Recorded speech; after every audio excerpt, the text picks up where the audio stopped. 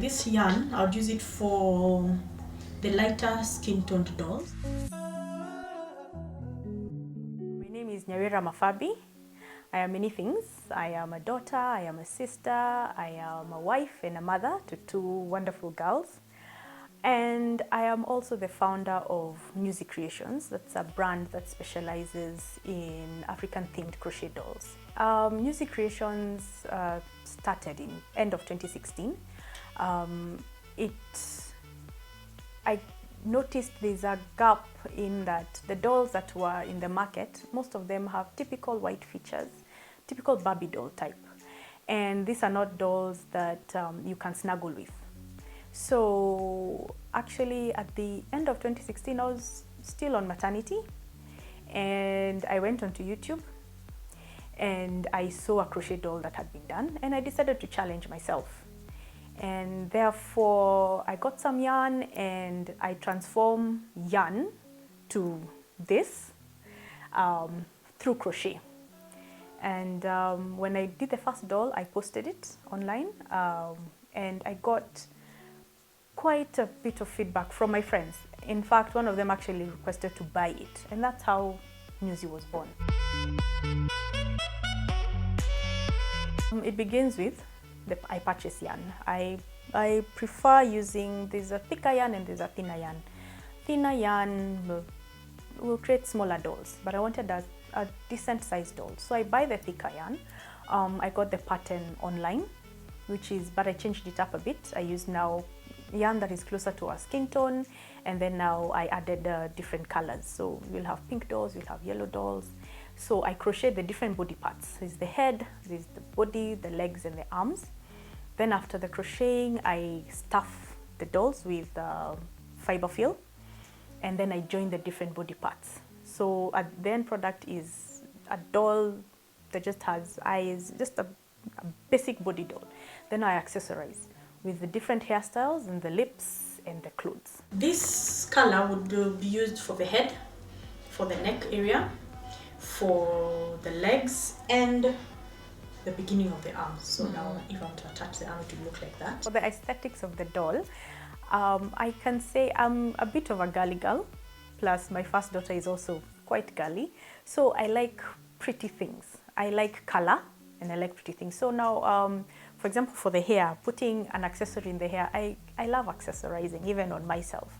So I just wanted it something pretty, something that will draw someone's eye, and you'll just realize, okay, this doll actually has a flower in her hair. And it's just not just hair, and it's not just yarn hanging from her head to make her hair.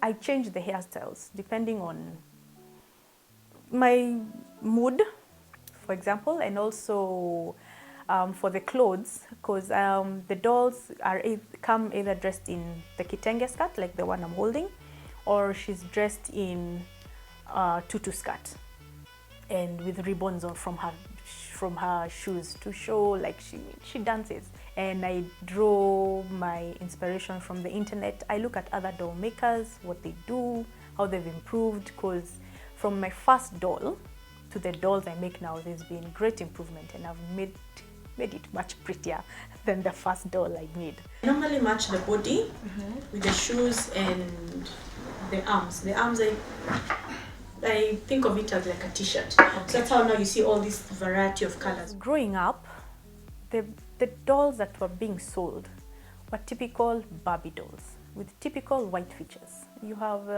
typical white hair. There's nothing in that doll that resembled me. I'll talk about myself, that resembled me. And if you actually came across a black doll, the features they put on that doll were strange. That's not how we look like.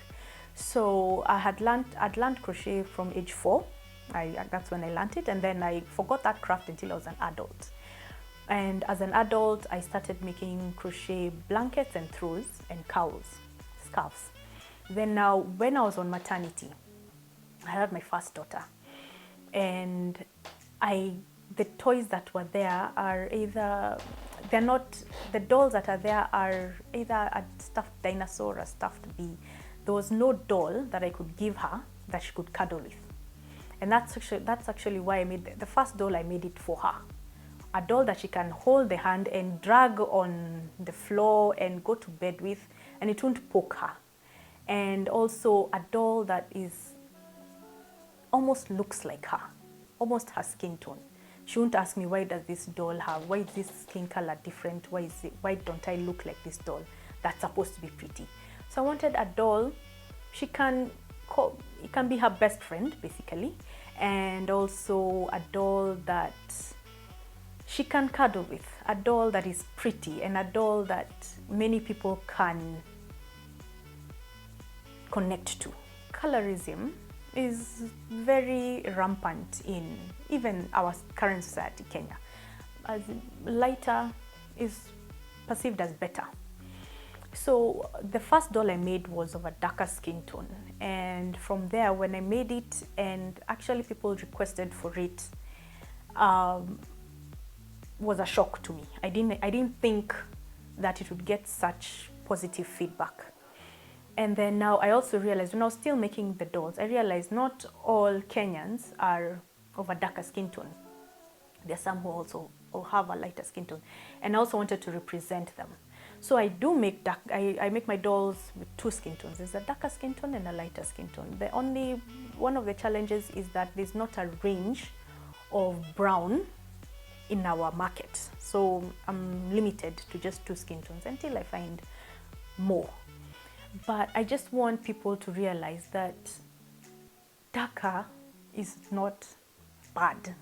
It's actually, anyone should feel beautiful in their skin. You shouldn't feel the reason you're not getting particular opportunities is because you're darker, or you should not apply for those opportunities because you're darker, or the narrative that's being pushed is that you have to look a certain way for a particular gig or job. I just want everyone to be comfortable in their skin. As in, when you look at my dolls, you're like, okay, this doll is a darker skin doll, but look at her.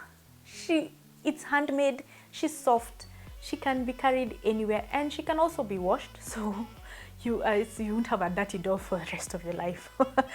But I just want people to connect with my dolls, just to see, just because it's a darker doll doesn't mean its features have to look a certain way as what is being pushed by most mass producing doll makers.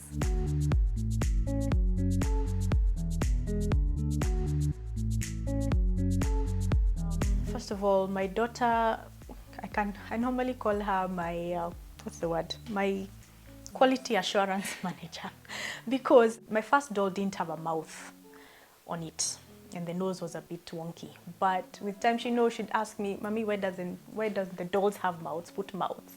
So I put, there was a mouth I put on the doll, the first mouth I put on it, and well, it was better, but not the best I could do it.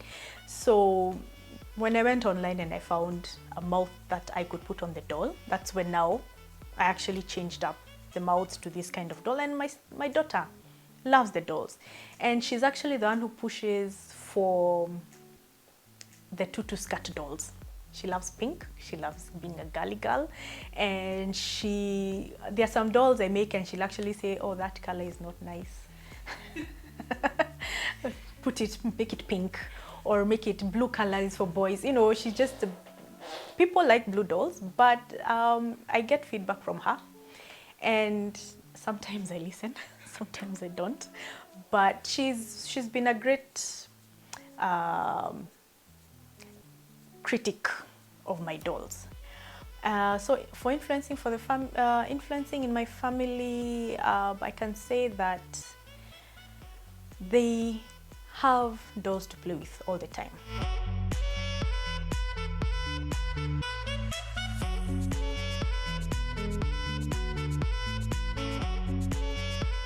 First doll I made was totally by fluke, and it was just for my daughter. And when I posted it, and a friend of mine asked me, how much are you selling that doll for? And I was taken aback. I'm wondering, wait, I was not making it to sell, but she's like, I need 3 of them. I need them in a month. So I was like, okay. And then she's asked me, so what's the price? I'm wondering, okay, I don't know. I don't know how to gauge it. That's when I asked my husband, someone is actually asking, they want to buy this doll, how should I go about it? So he tells me, okay, put this price, let's see how it goes. Which is what I did. She bought 3 dolls and she posted on her social media pages, and her friends saw it, and then that's how we got the ball rolling. It started out as a hobby. I can say it was a pastime because I still didn't know what I wanted to do after resigning from my job.